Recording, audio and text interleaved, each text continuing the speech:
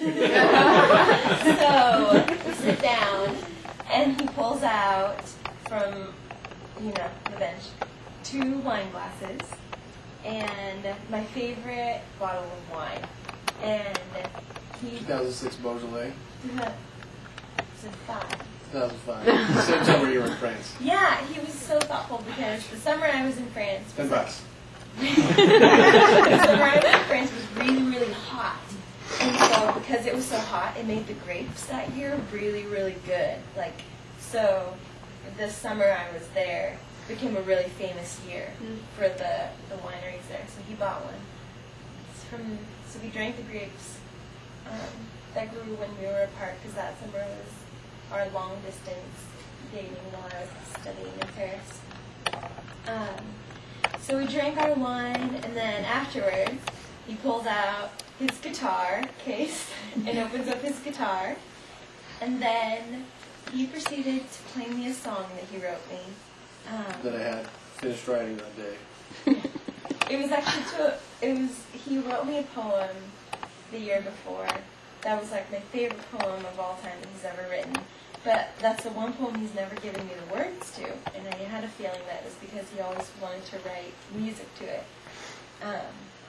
So he's playing, but now I'm bawling. I'm like, oh my God, he played my song and he wrote it.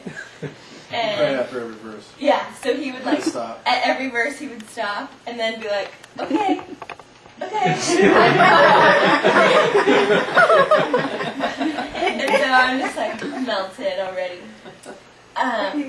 So then after the song was over, he just explained the meaning of all the verses and why he had written the poem.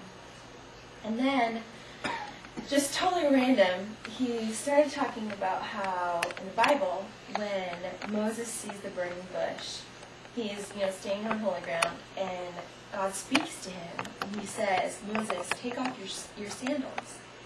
And David just went on to explain that there's a lot of symbolism as to why God would say that to him, because he's standing on holy ground, and so God wanted him to be standing there with bare feet, to show intimacy in his relationship with God. God didn't want anything, not even the soles of his shoes, to separate him from Moses. And then it also showed Moses' vulnerability before the Lord, because once he took off his shoes, he couldn't run away at all. And so, that's what he said. I remember. And so, then he said that he wanted to know if he could take off his shoes, because he wanted that same intimacy and vulnerability with me. And I said yes. So he was wearing this fancy suit and ended up in bare feet, standing on, the big boulders by the creek. And then he asked if he could take off my shoes, and I said yes. So he got down on one knee, and I'm sitting on the big bench, and he took off my shoes, because, on the side note, we both just like to be barefoot all the time, so that was really fun. Great. Yeah, it was perfect.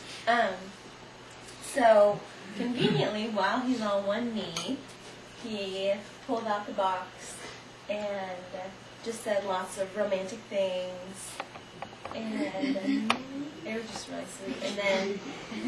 And then he asked if I would marry him, and I said yes. When I said hello.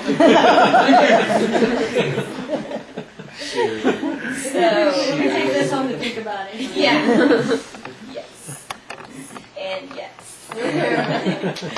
So then we had a huge ring, huge sparkly rock, and we played in the park. Just, running around, because I had a huge sparkly ring now, and we were both all dressed up. We pranced around for a while. So we have a ton of these pictures. Yeah. And then, I had completely forgotten, but my family was still waiting at this really fancy restaurant for us. But they knew the whole plan. So then, after we finished playing in the park, we just walked over to my favorite restaurant of all time. And right when we got inside, it started pouring down rain. Wow. There was thunder and lightning, and it had been a nice day. So we had this huge banquet room all to ourselves, because it was a storm and the restaurant was empty except for us in this like candlelit big banquet room, and my parents were there, and all my California family, everybody was there sitting around the table, and we walked in and started cheering, and everybody wanted to see the ring, and there was this friend, like my godmother was there from California, and her husband's a wine dealer, so she gave us this really nice bottle of champagne, and we're sitting in that food wedding night. But yeah, it was just really fun.